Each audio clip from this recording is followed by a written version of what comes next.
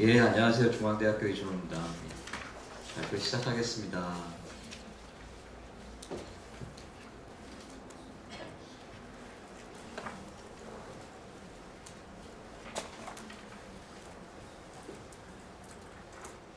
예, 발표 시작하겠습니다. 오후라 졸리시죠? 이영 교수님께서 저한테 미션을 주시기를 학생분들을 재밌게 해드려라 라고 미션을 주셔가지고 재밌게 한번 20분 정도 진행을 해보겠습니다. 제 소개고요. 박사학위를 기계번역 수정하는 NTP 교육하는 걸로 받았고요. 주 영역도 기계번역 연구하고 있고요. IT 쪽에서 오래 근무를 했었습니다. 현재 번역학교 산학위원장이어가지고 기계번역 회사들이랑 주로 관리하는 일을 하고 있습니다. 혹시 필요하신 분들은 QR코드 찍혀 있으니까 핸드폰으로 QR코드 찍으시면은 발표 자료 바로 보실 수 있으니까요. QR코드 준비해 놓고 QR코드 찍으시는 동안 10초 있다가 바로 시작하겠습니다.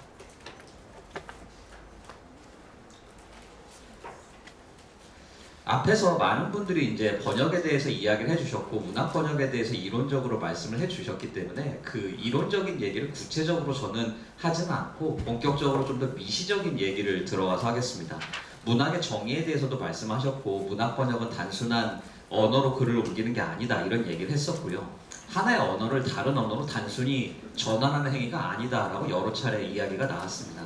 제 개인적인 의견을 말씀드리자면 문학 번역과 기계 번역이라는 것은 애초에 양립할 수 없는 두 단어다라는 게 제 생각입니다.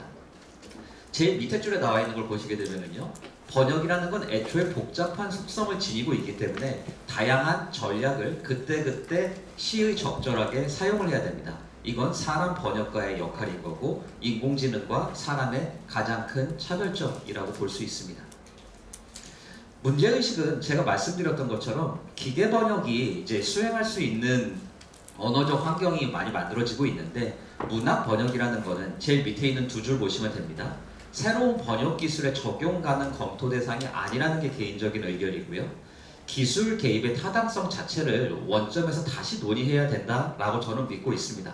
그럼에도 불구하고 주어진 주제가 적용하면은 그래도 적용이 가능하겠니? 라는 질문을 해주셨기 때문에 이 부분을 논의하겠습니다. 이거는 제가 그냥 느낀 점을 써놓은 거고 프로시딩스에 글로 써놨기 때문에 따로 설명하지는 않겠습니다. 영문과에서 주최하는 행사라고 알고 있기 때문에 저도 학부 때 영문학을 전공했었거든요. 그래서 알고 있는 작품 중에 이제 제일 유명한 작품이 뭐니? 라고 챗GPT한테 물어봤더니 오만과 편견이 제일 유명하고 번역이 제일 많이 되었대요. 제 학부 때는 안 배웠던 작품인데 그리고 노인과 바다 이건 제가 학부 때 배웠던 작품이고 그 두 개를 샘플링 해가지고 데이터를 가져왔습니다. 조그만 코퍼스여가지고요 한 25,000단어 정도 수준으로 샘플링을 해왔습니다. 먼저 LLM에 대한 이야기, 챗GPT와 같은 LLM에 대해서 말씀을 드릴게요. 기존에 잘 알고 계시는 파파고와 구글 같은 경우에는 뉴럴 머신 트랜슬레이션이라고 해가지고 NMT라고 부릅니다. 지금부터 계속 용어를 NMT로 사용하겠습니다. 2016년에 NMT가 처음 나왔을 때 저희 번역학계에서는 다 그렇게 했어요. 아, 망했다. 큰일 났다. 너무 잘한다. 근데 안 망했죠. 예. 근데 이제 NMT의 단점이 굉장히 많이 있고 오늘 그 NMT의 단점이 뭔지에 대해서 명징하게 논의를 하겠습니다. 근데 이제 2022년에 LLM, 챗 GPT가 나오면서 굉장히 큰 발전이 있었던 게 사실입니다. 한 가지 가장 큰 차이는 NMT는 룰 세팅이 안 됩니다. LLM은 룰 세팅이 됩니다. 즉 LLM은 이렇게 번역해줘 라는 우리의 의도를 반영한 번역이 됩니다. 여기 나와 있는 것처럼 밑에서 둘째 줄이죠. 번역학 용어로 스코포스, 우리가 하고자 하는 의지를 반영할 수 있는 LLM이 나왔다는 거죠. NMT는 그게 애초에 불가능하기 때문에 문학 번역에 NMT를 적용하는 것은 굉장히 어려운 일이라는 논의가 예전부터 번역학계에서는 많이 있었습니다.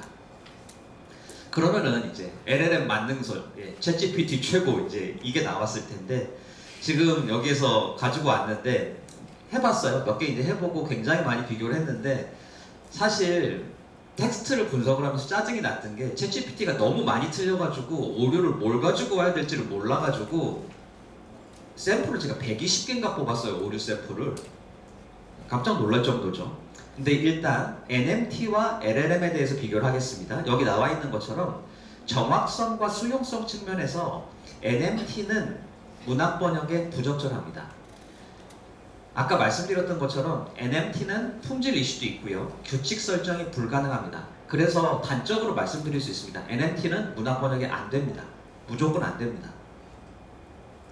자, 그러면은 LLM은 된다고 하는데 그러면은 NMT보다 LLM이 더 나아졌는데 LLM은 어떤 게 더 나아졌는가? 일반적으로 LLM이 NMT보다 품질이 높다라는 거는 사실로 여겨지고 있고요. 여러분도 일상에서 다 그렇게 느낄 거고 학생들도 과제하실 때 더 이상 구글로 번역 안 하고 LLM으로 번역을 하실 거라고 믿습니다. 하지만 여전히 기존에 남아있던 NMT의 기술적인 문제, 왜냐하면 그 기술적인 근간이 얼추 비슷하기 때문에 그 문제가 얼마나 해결됐는지를 오늘 이 시간에 다뤄보고 현 시점의 LLM의 단점을 논의해 보겠습니다. NMT는 누락이 많았어요. 시도 때도 없이 막 빠졌어요. 구, 단어, 문단 수준의 누락이 있었습니다. LLM에서는 누락이 줄어들었습니다. 근데 LLM이 들어오면서 제가 셋째 수를 써놓은 것처럼 중요한 건 누락이 아닙니다. 정확성을 희생하고 유창성을 증가시켜 아까 첫 번째 발표자께서도 말하셨죠. 프롬프트를 강화하면 번역이 아니라 글짓기를 하는 수준의 번역이 나옵니다. 잘 알고 계시는 할루시네이션이라는 개념이 증가하고 환각이라는 것을 제공하게 됩니다. 번역 충실도에 있어서 걸림돌이 되겠지요. 뭐 예시 개입을 해놨습니다. 현진건의 운수 좋은 나라 하라고 했더니 밑에다 갑자기 막 자기가 써요. 아, 여기 50전은 얼마이기 때문에 제가 이거를 제페니스 이엔으로 바꿔드리겠습니다. 이러면서 시키지도 않은 짓을 막 합니다. 그러면 이거 결국 사람이 또 바꿔줘야 되는 거거든요. 또 한 번 보게 되면은 번역 외적인 개입입니다. 저희 번역학회에서 와 계신 선생님 좀 논문 하나인데 그 성별 중립성 표지 뭐 이런 거에 대한 논문이 있는데 데이터에 대한 바이아스가 있기 때문에 거기에 대해서 우리가 의도하지 않은 개입이 이루어지는 경우가 LLM에서 꽤 있습니다. NMT는 이러한 중립성이나 개입은 좀 덜합니다. 번역을 못할지언정. 근데 LLM은 번역이 유창한 대신에 거기에 대한 반대급부로 이러한 개입이라는 부정적인 효과가 나타나고 있습니다. 자, 이제 한 템포 쉬고요. 어휘 다양성으로 넘어가서 그리고 어휘와 관련되어 있는 문제로 가서 세 가지 문제를 말씀드리겠습니다. 첫 번째 줄에 보게 되면은 LLM은 인간의 글쓰기 대비 어휘 다양성이 낮다라는 보고가 있습니다. 물론 현재까지 제가 논문을 20몇 편인가 봤는데 LLM이 인간보다 더 높다고 보고한 연구도 있고요. 그렇지 않다고 보고한 연구가 많기 때문에 저는 이렇게 글을 쓴 겁니다. 번역에서도 이 문제는 나타날 확률이 높다라고 저는 믿고 있고요.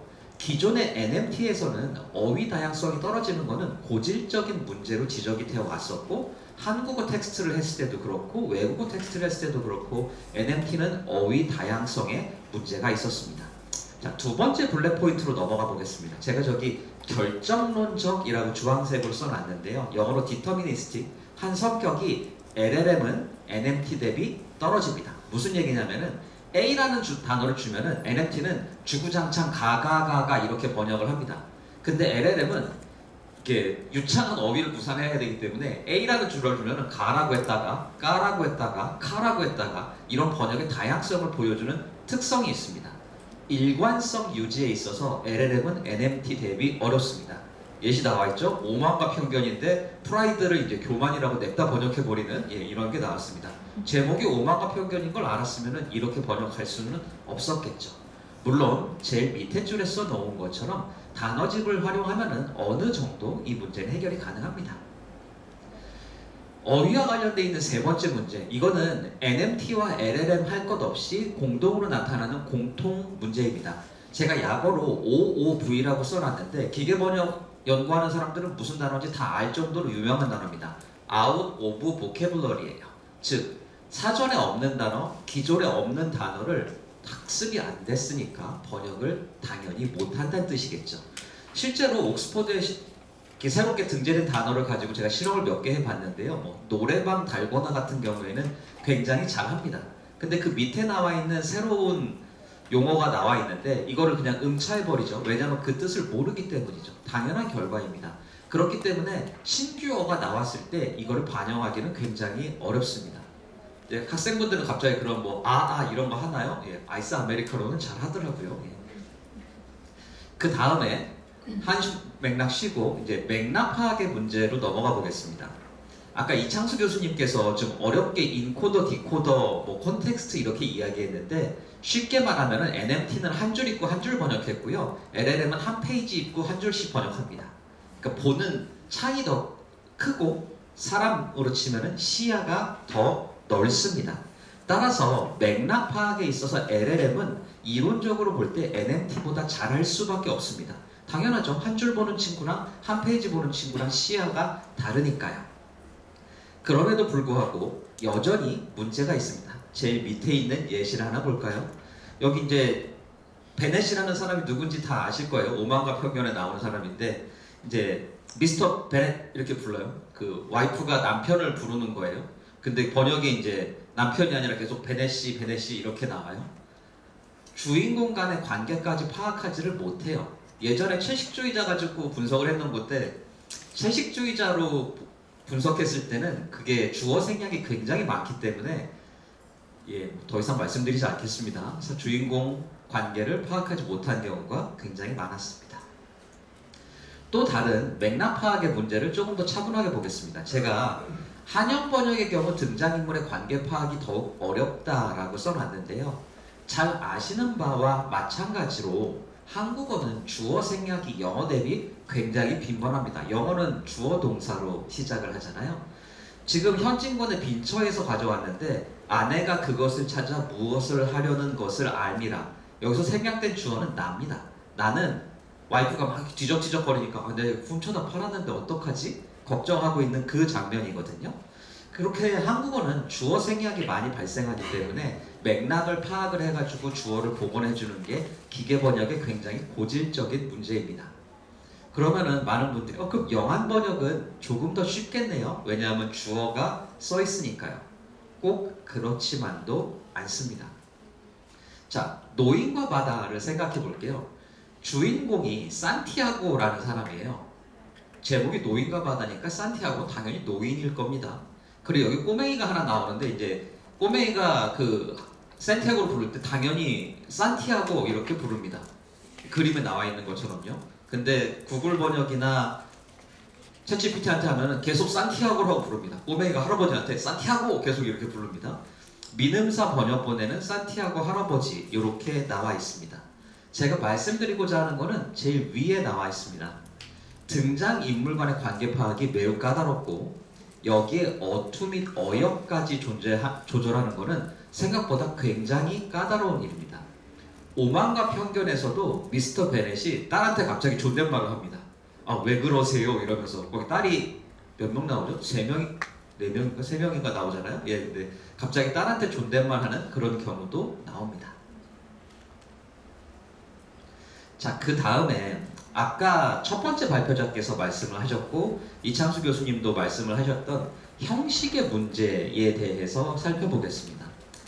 문학은 의미와 형식을 같이 보존한 번역을 해야 됩니다. 잘 아시는 것처럼 제가 학부 때 배웠던 그거 중에 유일하게 기억에 남아있는 거는 해밍웨이의 문체는 건조하고 딱딱하다 이거 하나가 기억에 나거든요. 그래서 그거를 하려고 좀 노력을 해봤습니다. 그 건조하고 딱딱한 문체를 하려면은 건조하고 딱딱한 문장 호흡이 있어야 되거든요. 근데 기계 번역의 고질적인 문제가 뭐냐면은 많은 분들이 기계 번역이 문장을 읽어가지고 문장을 해석한다 이렇게 생각하실 텐데요. 그게 아니고요. 문장을 읽어서요. 벡터 값이라는 걸로 변환을 해가지고 컴퓨팅적으로 계산을 하는 겁니다. 우리가 이 언어를 이해하는 것처럼 단어를 읽는 게 결코 아니에요.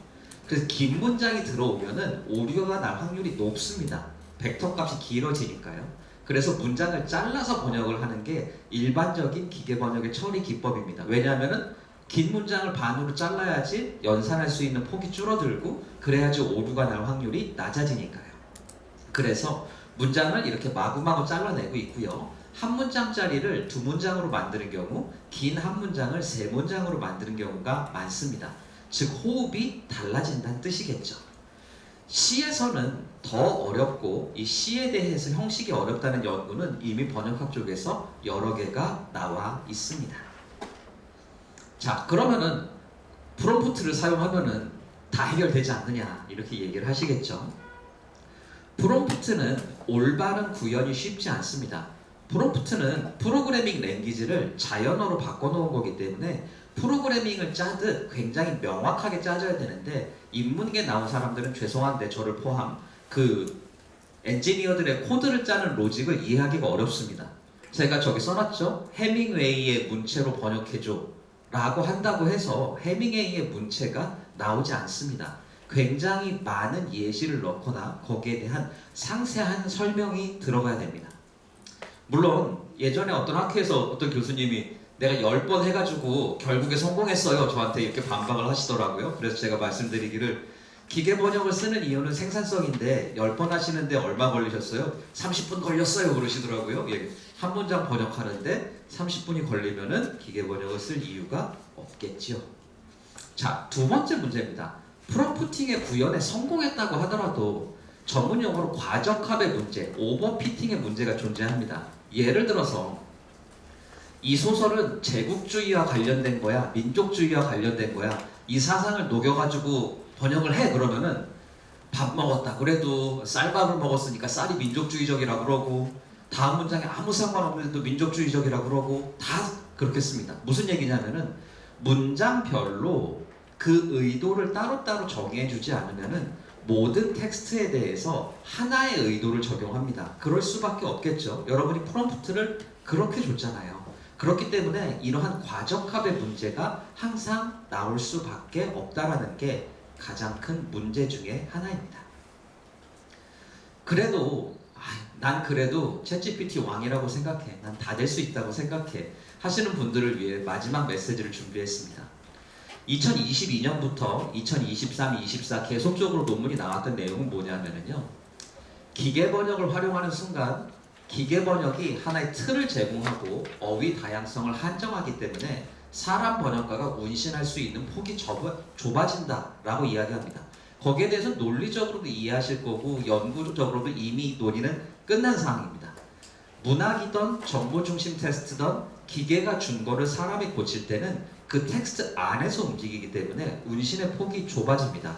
결국 기계 번역이 사람의 창의성에 도움을 주느냐? 참조만 한다면 도움을 줄 수도 있는데 그 참조 자체의 행위로도 때로는 창의성이 낮아질 수도 있다는 거죠.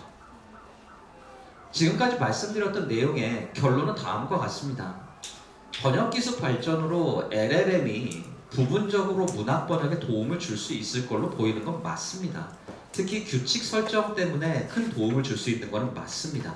하지만 말씀드렸던 것처럼 여전히 수많은 오류와 난제가 관찰되고 있습니다. 두 번째 포인트에 나와 있는 것처럼 기계 번역은 어디까지나 1차적 결과물을 제시한다는 점은 변치 않는 사실이고, 기계가 기본 생성의 틀로 제공할 경우 창조적 재구성을 제한할 가능성이 있습니다. 근본적인 질문을 드리자면 그렇습니다. 문학작품의 형식적 아름다움을 재현하고 다양한 사회적 맥락과 다양한 고려 요소를 반영한 결과물을 만들어내는 게 문학 번역인데, 과연 기계를 사용한 번역 작업이 문학 번역이라는 활동의 본질에 부합하냐라는 겁니다. 그걸 떠나서 근본적으로 문학 번역 과정에서 기계 번역을 사용하는 게 문학 번역이라는 하나의 영역의 발전에 도움이 되냐라는 거죠. 이렇게 두 가지 질문을 남겨놓고 발표는 여기서 마치겠습니다. 감사합니다.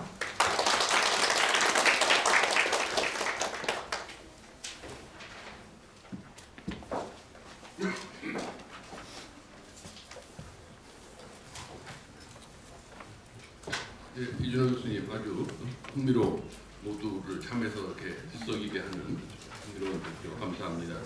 이제 마지막으로 제 발표만 남았는데, 저는 오늘 앞서서